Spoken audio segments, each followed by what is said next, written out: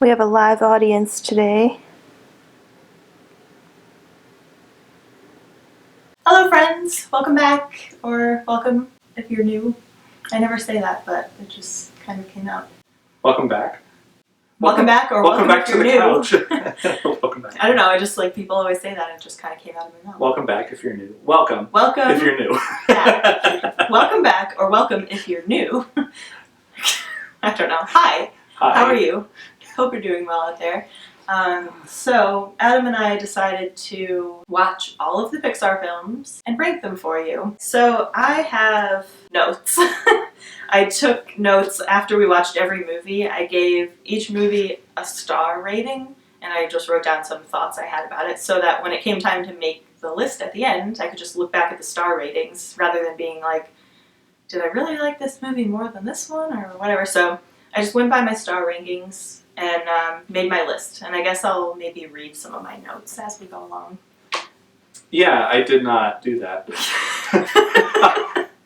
To me, there's no bad Pixar movie. Really set the standards for animation and everything, and so it's really just more of a personal ranking. So least favorite to favorite, starting with number 22, since there are 22 movies. Yes. 3, 2, 1. Cars 2. The reason I put it as number 22, I'll just list one pro and one con. The pro, secret agents. The con, secret agent cars. Fun, but disappointing. I agree. And as far as Pixar movies go objectively, I would say Cars 2 is the worst as well. But mine is Toy Story 4, because I'm angry about it. I'll read my notes. The animation has come so far since 1995, and I think this film was made to showcase their full potential in their most beloved characters, but I don't think it needed to exist. Toy Story 3 was the perfect ending. Every character we love except Woody is tossed aside, barely seen. The new characters were creepy, Gabby and the ventriloquist, or they were annoying, like Forky and Ducky and Bunny. And I'll never understand how Woody could leave his family behind forever. And I feel personally attacked by Toy Story 4's existence. And I said, see quote. And the quote I'm referring to says, it's from Woody and Buzz in Toy Story 3, I think. 2, I think. 2, maybe. When it all ends, I'll have old Buzz Lightyear to keep me company for infinity and beyond. Except you won't, because you left him. Moving on. Shade. I get very heated about it, but I understand why people love it, and it is beautifully animated. Number 21. 21. 3, 2, 1. I chose Brave as number 21. They could have done a little bit more with it. I don't know, it's like Pixar tried to do something and it just became a little bit of a mess, and it's like, sure, Merida's mom like suddenly gets turned into a bear, like this is gonna solve everything. Just a disappointment, like they could have done a lot more. Wasted potential. Yeah, and I felt like maybe there wasn't enough, there was a little bit of humor involved, but you know, still it was just not really. And I picked Cars 2, which I still think is objectively the worst film. And my only note for Cars 2 is, I can't believe these people created Up. 3, 2, 1. Cars?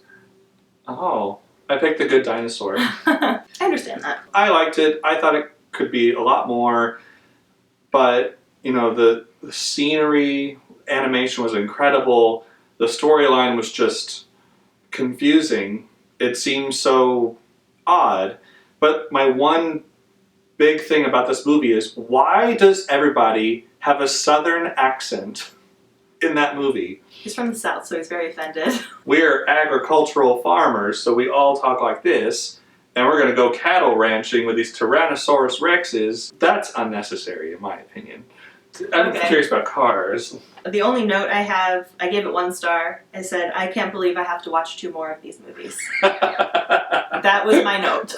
So I wish I kind of had more to say about it, but I just couldn't be less interested in this world of Cars. I get the appeal to people who like cars or are interested in racing maybe, but for me I was just so disinterested in this car story, and I was very confused why no humans exist in this world. Number 19.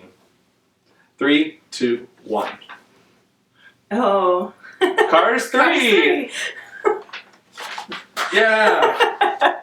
I gave it 1.5 stars, and I said it was the most tolerable of the trilogy. It had a cohesive storyline, a perfect arc for McQueen. But yeah, I think I just enjoyed the way they took the story, and I never liked McQueen as a character, but I liked where he ended up at the end of Cars 3. I think that was a good arc for him, so I appreciated that the most out of the whole Cars universe. I would think that is the best.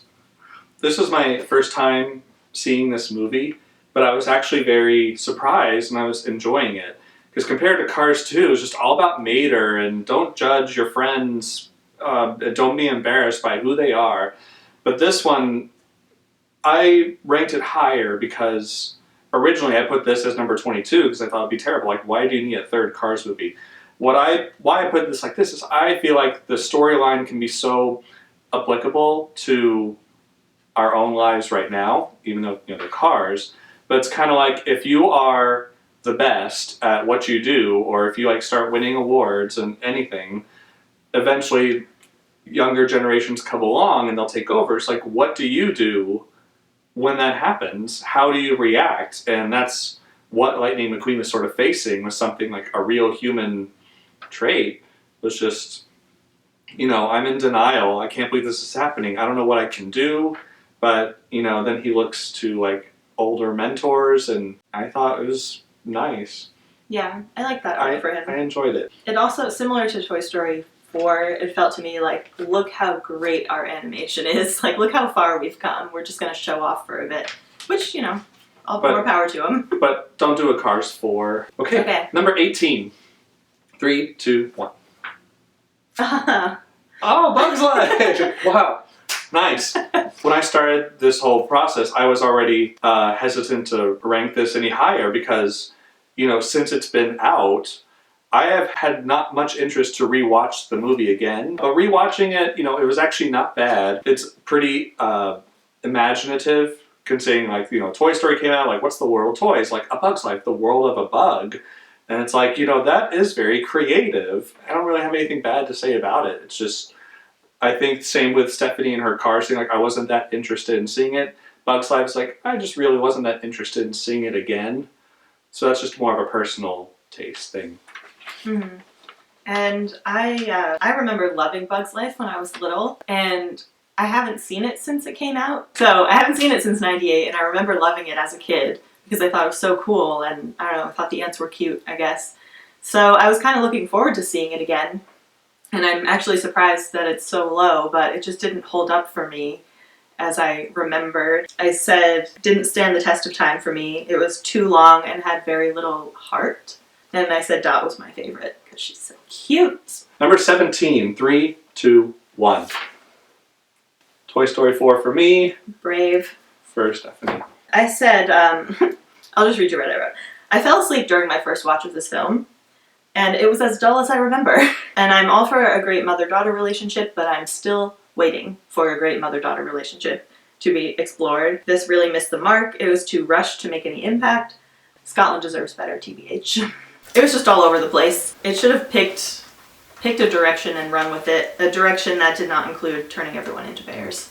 But I did agree that it did feel rushed. Mm-hmm.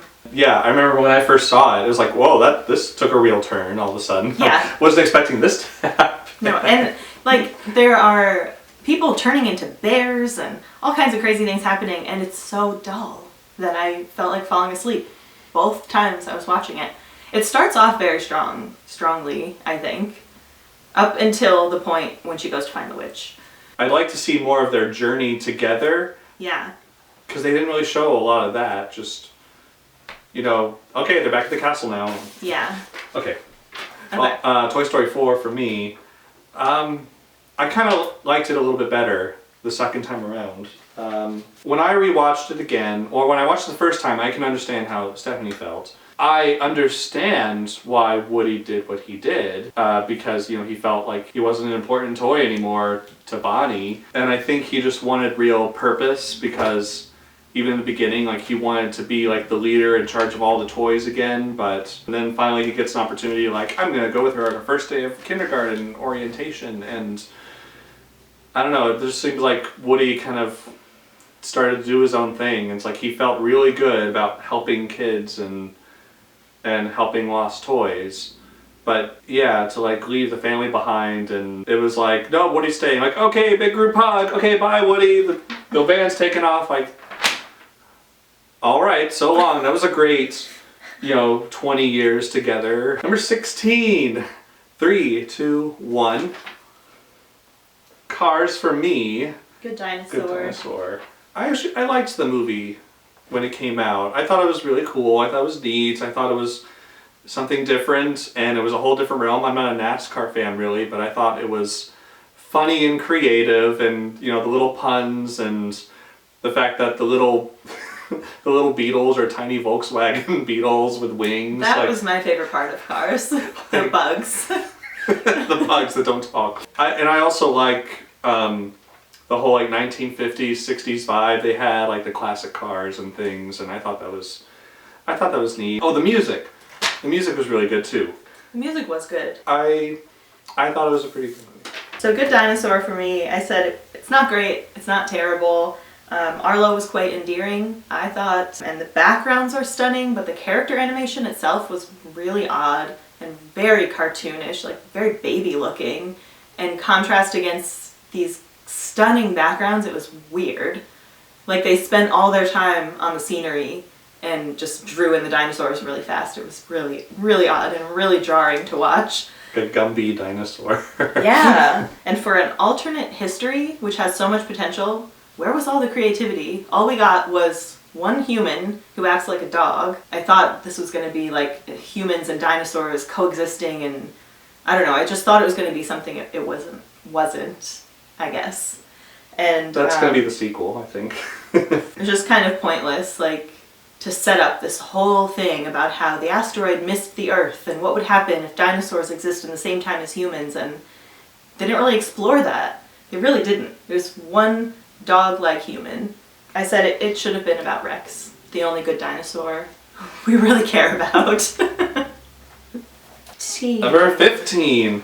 3, 2, 1. Onward! Nice! It was kind of what I was expecting it to be, which is why I didn't watch it when it was first released. I didn't really think I would care too much, and I kind of didn't. It wasn't a bad story. It was entertaining, and I liked the idea of it. The only thing I wrote was strange but sweet, and I liked the mom a lot. That was literally all I had to say about it after watching it.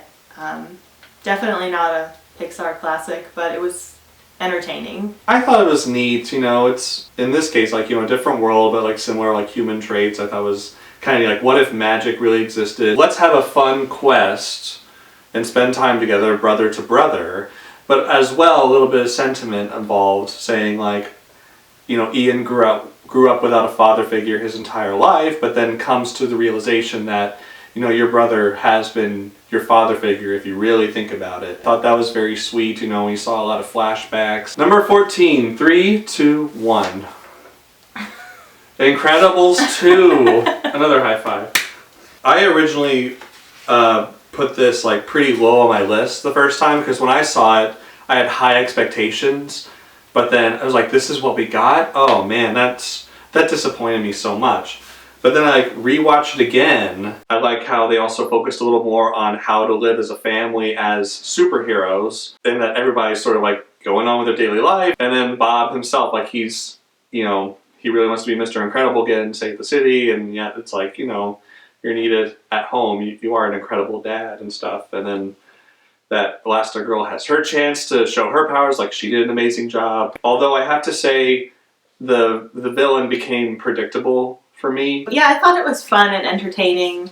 Definitely liked it better the second time I watched it. It was just kind of okay. I gave it 3 stars, which was just like, it was good.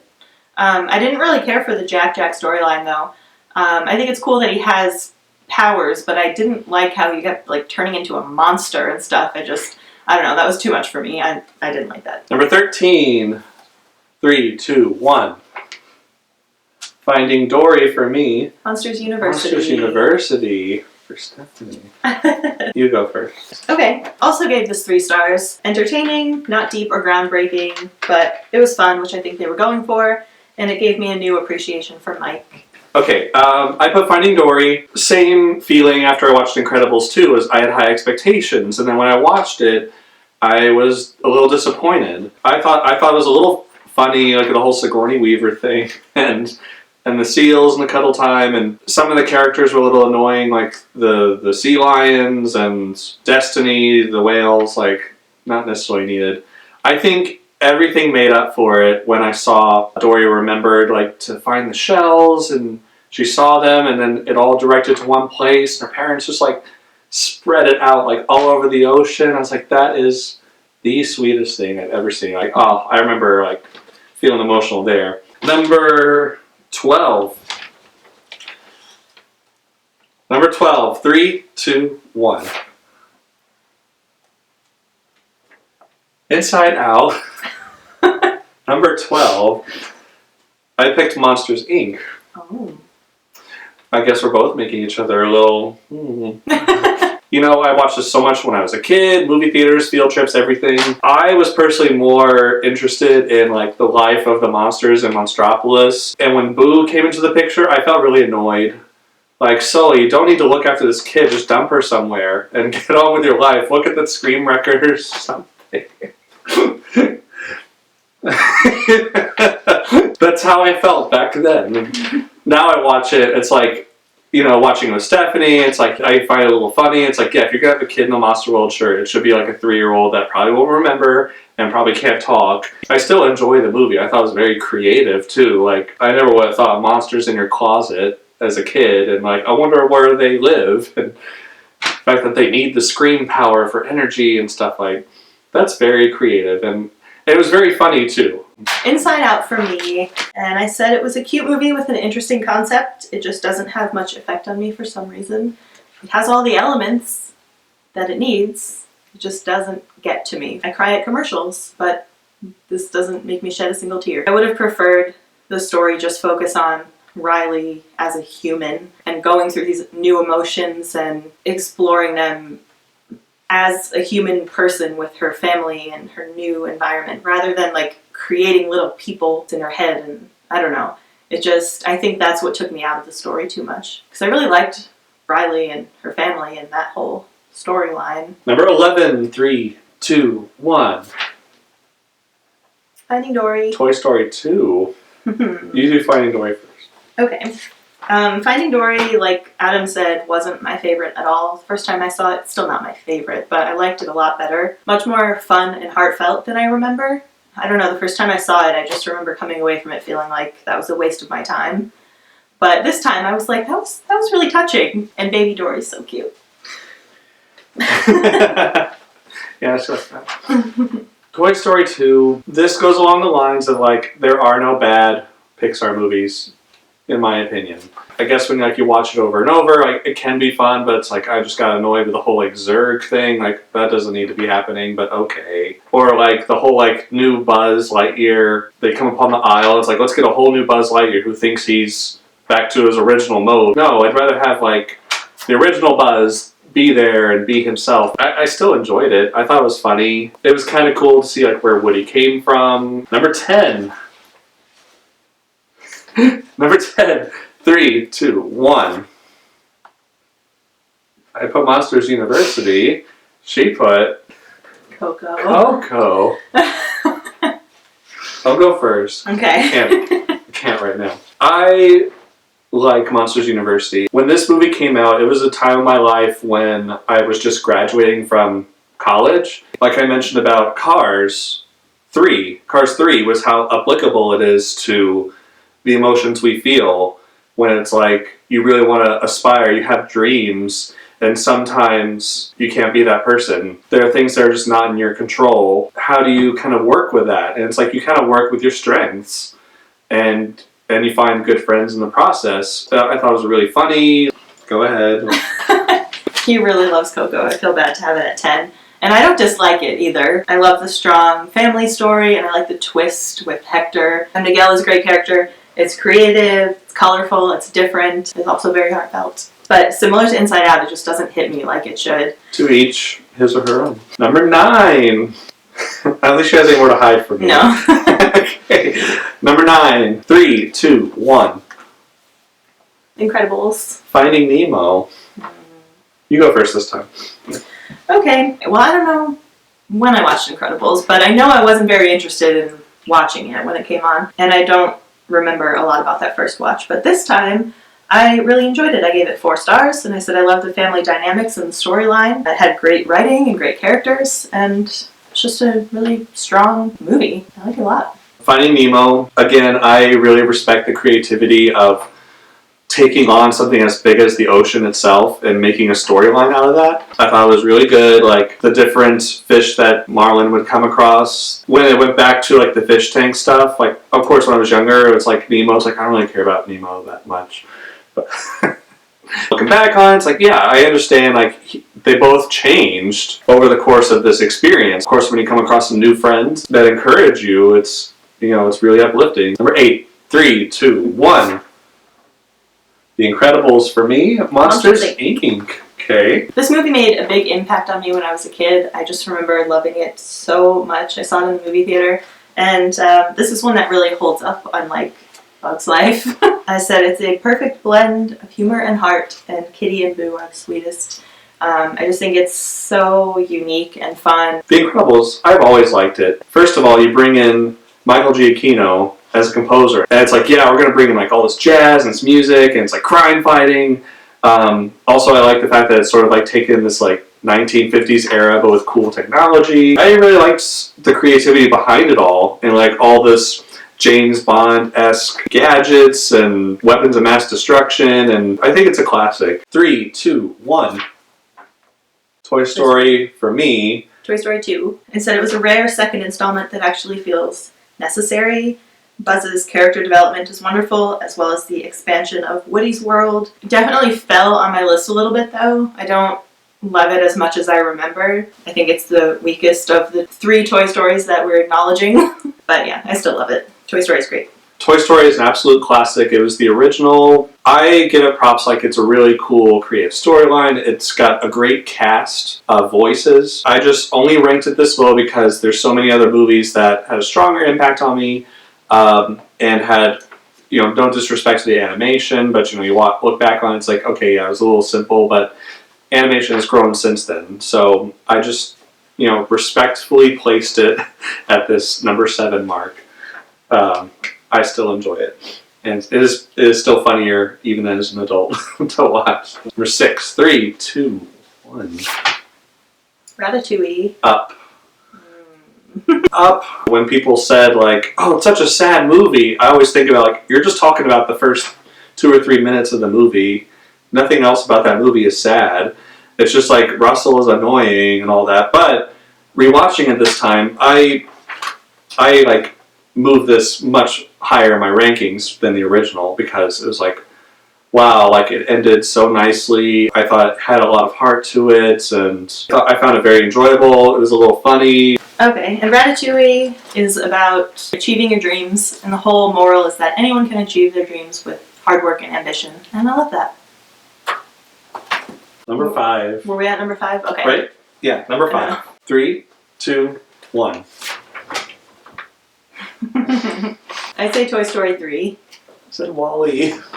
That's number 5, that's good. Okay, good. I didn't have interest in watching this movie when it came out. I thought this seemed pretty boring, but then after watching it for the first time, I was like, wow, it really changed my mind. And then you meet someone like Stephanie here, and it's like, let me watch it again, let me watch it again, let me watch it again. Like, the more times you watch, not like watch it every day or anything, but like the more you watch it, it's just, you know, there might not be many words involved, but it sure does get its message across. It's a very sweet movie. You know, it's still in a way like a simple plot line, but I think there's other movies that have a lot more involved.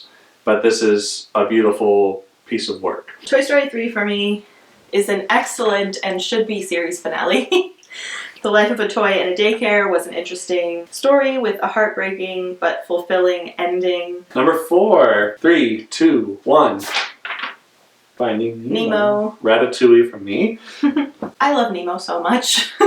It's always been one of my favorites. It's one of the rare movies that I watch over and over again. An entire movie about how a parent will go to the ends of the earth for their kid is a movie for me. Add excellent characters and adventure. It's perfect. Love it. Nice.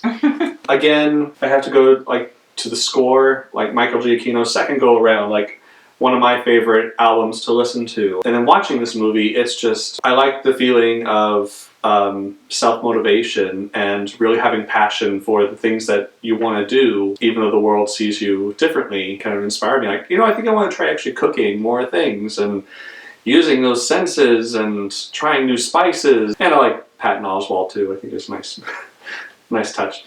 Number 3. 3, 2, 1. Toy Story. Inside Out.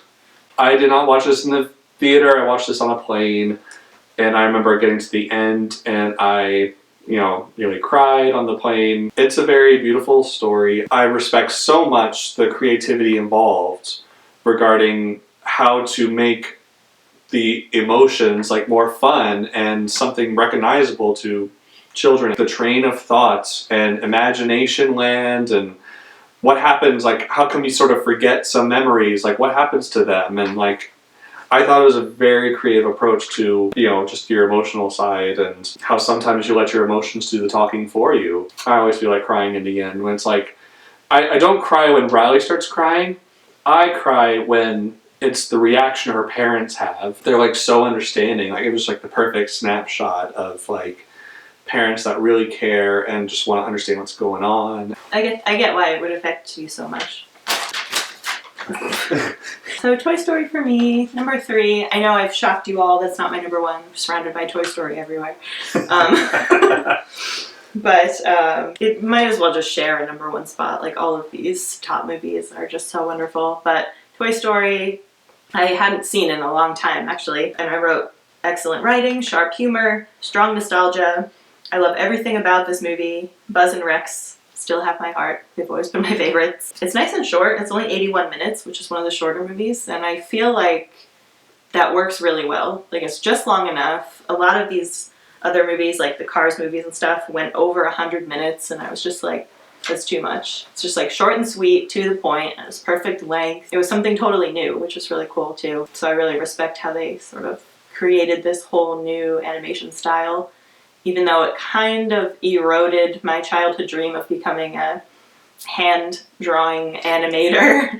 But, that's okay. I'm over it now. Number 2. 3, 2, 1. Up. Toy Story 3. Oh. I'm surprised that's so high for you. Tell me why. I thought Toy Story 3 was so creative, so full of so much adventure. You honestly thought at the end of Toy Story 2, like, what will happen to these toys when Andy starts going to college? And it's like, daycare. I never would have thought of that. And it's like, let's have an adventure in daycare. It was surprising, like, when Lotso was, like, the villain and stuff. Spanish Buzz was so funny. And it's like, and all the toys are working together when Andy's about to leave for college. And it's like, your mom sees your empty room. And it's like, what parent hasn't felt that? The maturity that Andy had when he was giving his toys to Bonnie. The ultimate, series finale, as Stephanie put it. And I forgot to say, when I was talking about Toy Story 3, that the aliens saved the day, which I didn't remember. And I love that so much, because I love the aliens. Yeah, you forgot about them. And I was like, I didn't remember that they were the heroes of the story. Okay, Up for me, this was so much more beautiful than I remembered. I think I've only watched it once before, maybe twice, but I loved it even more than I could have remembered, and I moved it way up on my list. When I was making my initial list, it was in the top 10, but it was like at the very, very bottom. It moved up more than that first opening, the first 10 minutes or so, which of course is touching and so sad. I find the whole film to be touching with this sad sort of quality about it. Like, he's alone. Russell has his mom, but he's without a dad, which I really relate to. I love Russell. I think he's the cutest thing. And he's just like so upbeat and so positive. Can I please come in now? No. Yeah, I love their interactions, and I just love how Russell's so positive. He's got this can-do attitude. Just the way that their relationship forms is so sweet to me, because it reminds me of the relationship I had with my grandpa, who was always there for me when my dad wasn't. So I relate to it really personally that way, and I just think it was so well done. Number 1, big surprise. What's left? 3, 2, 1. Wally. Coco. Oh my god, it's upside down. Coco. I do. Oko. When Walt Disney started his animation, what inspired him to do like Snow White was he wanted to pose the question, can an animated movie make someone cry? This movie was such a surprise to me. You didn't know anything about it. It was just a trailer. It's like, I don't know, something about Dia de los Muertos. That's all I know. But one, Miguel is all about music and his love for it and how good he is at playing guitar. And there was that. So it's like, because I'm a musician myself. Two, this was such a fun way to educate everyone about Mexican culture. Or, yeah, Mexican culture. Just the celebration of the holiday and like, how do we sort of help people experience this holiday and like understand it a little more other than like they celebrate the dead. Like, no, like they celebrate ancestors. This is like the reason behind it. And third, the whole concept of not wanting to be forgotten when we're all gone. I just thought it was such a beautiful way to share such a sensitive topic. Yeah, it just like, it got me, and you know, once we like left the theater, you know, I broke down right then and there, and just even when I watched it, it was like during Thanksgiving holiday, and you know, you celebrate it. And recently we had lost a loved ones. Plus, we got to meet, you know, Robert and Kristen Anderson Lopez, you know, after they had like won the second Oscar for this movie. Really big props to Pixar. It was just overall like a beautiful story, beautiful movie. Touched me like no other Pixar movie. Yeah, okay. Wally. That's what Up does to me. Yeah. Yes, Wally is my number one. It's just the perfect film in my eyes. I think Wally is a fantastic character, and I love, not that it's a warning, but it's like a look at where we're headed. We have a pool? Yeah. It was like this kind of wake-up call globally. Yeah, realistically, like the ecosystems and everything, and just like garbage everywhere. Yeah, we're killing everything. We're just trashing this beautiful environment that we have. Like, oh, well, we can just like go live somewhere else. Like, who cares about Earth? We have another plan. But then, like, what kind of life is that? Which is one of my favorite quotes was, like, I don't want to survive, I want to live. Like, I want to live a full life. We need to pay attention to how we're treating the world around us and the environment, and that's just something I've always been really passionate about. And I love the artistry of the movie and how they barely use any dialogue, yet get their whole point across beautifully. I just really love it. I know it's not everyone's cup of tea, though. I remember I was so upset when Mom took me to see it in the movie theater. She was like so bored because she was like, there's nothing going on. Do I have to sit here? And I was like, Mom, it's an amazing movie. Don't you understand? I think it's like how Wally is a person who really enjoys the simple things that, I mean, like how he collects his trinkets. But I like when he finds the diamond ring in the box. And he's like, diamond ring? Ooh, a box. The box is cool. Yeah, he's so innocent. Yeah, I love his compassion for like the littlest cockroach. Like, he just has so much feeling and empathy for everything around him. He was like a real determined hero. I had to think about that when I was ranking. It's just like, man, he was like so like being crushed by this thing. And then Eva's like, are you okay? And he's like, just take this plant. Directive. Get to Earth. He's just so loyal. Like, he knew what Eve needed, and he just would do anything to help her, or to help the captain. Such a good character. I just love him so much. And that is my number one. Pixar! Right. Like I said, it wasn't really a lot of easy decisions here, but, you know, they're all good. They're all my favorite. Yeah, they're all excellent. So if we kind of said anything not so great about your favorite film, don't take it too personally. No, we really want to. They're all great. Yeah. I want to hear like more opinions. Yeah. Like, you know, hearing Stephanie talk about more about Wally and Up, like really brought more perspective on me. And the first time I saw Inside Out, I was just kind of like, I didn't really like it, and the first time I talked to him about it and he really loved it, I was like, oh yeah, that's a good point. Like, it is really different and creative and like such an interesting way to convey complex emotions to young kids, but still make it enjoyable for adults too. Yeah, it's just interesting to hear other perspectives. Okay. Let us know your top what. Let us know down below what your bottom 5 and your top 5 are, or you can list all 22 if you want. Stay safe out there. Yeah. Scary times. We know the country's opening out, but still, be cautious and order online if you can. All right. And don't be a jerk. Solid advice for everyday life. Thank you guys for watching. Thank you for watching. And we'll see you soon with something fun. Yes, something fun. We'll see you soon. Bye. Bye.